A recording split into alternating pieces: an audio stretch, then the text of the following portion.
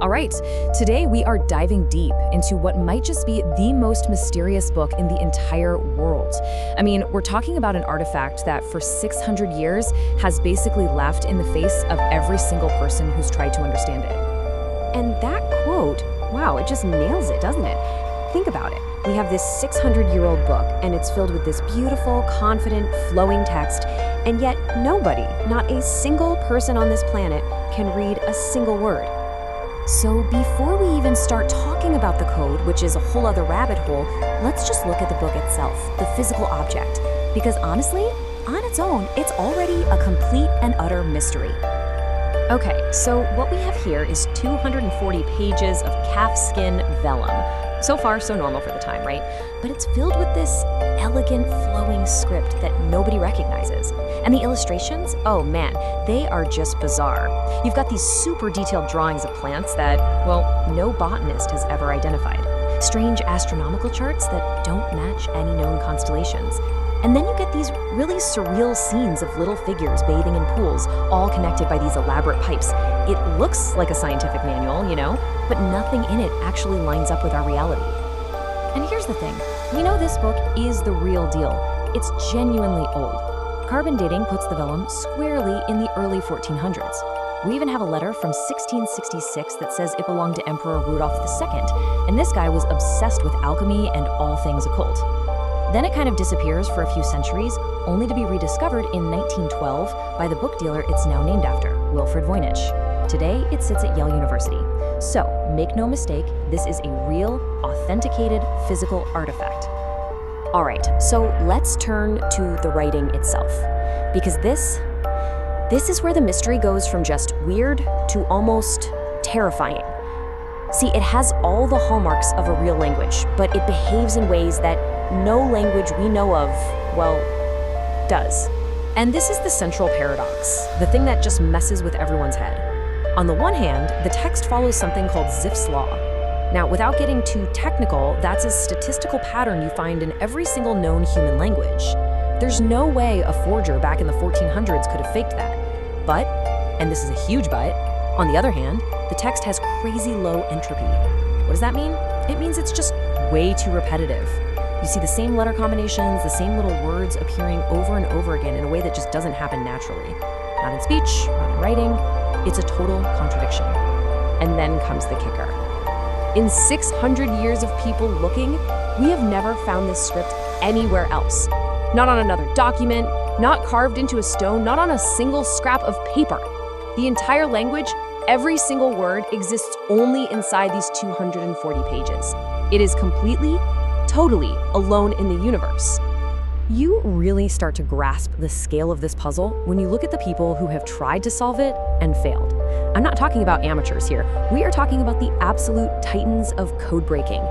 For example, William Friedman. I mean, this is the guy who basically invented modern American cryptology. He's the genius who led the team that cracked Japan's supposedly unbreakable purple cipher during World War II. A legend.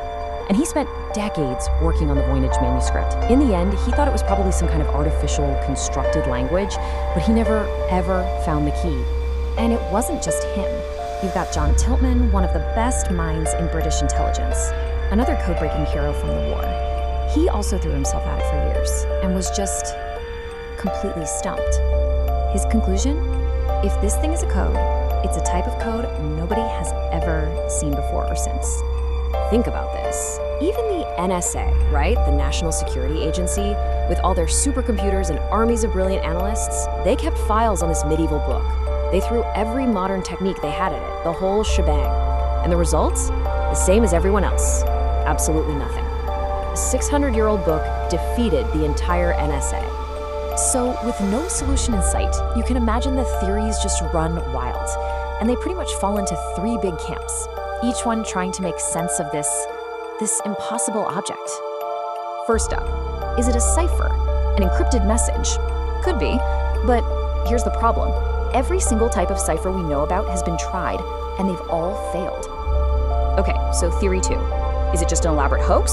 Some clever nonsense? Well, maybe. But remember the carbon dating?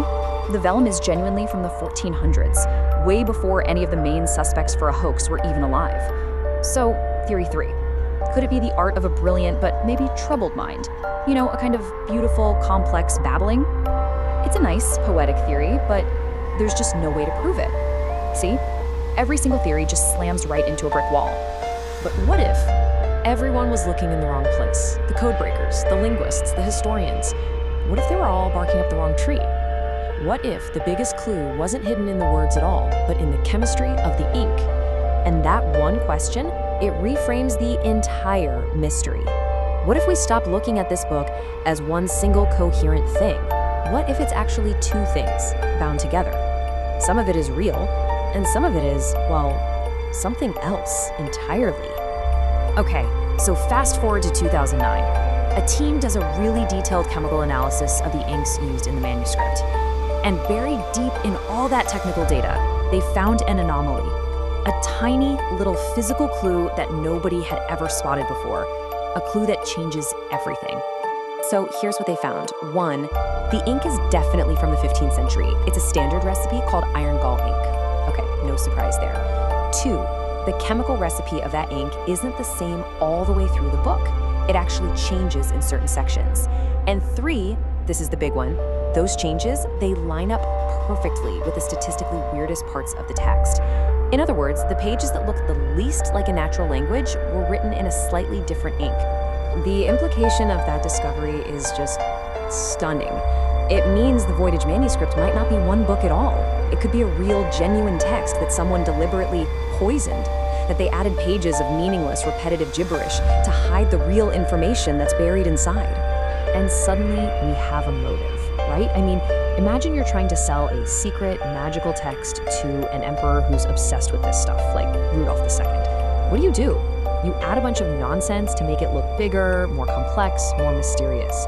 Or what if you're trying to hide something genuinely valuable? You bury it in a sea of noise. The real content is totally protected, unreadable, unless you have the key. And the key is knowing which pages to just flat out ignore. It's a brilliant, perfect deception.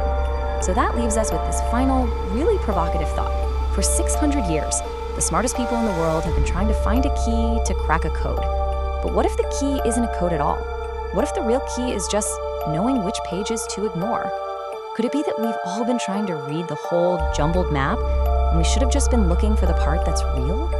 Maybe the answer has been right there in front of us this whole time, and we just needed to learn how to see it.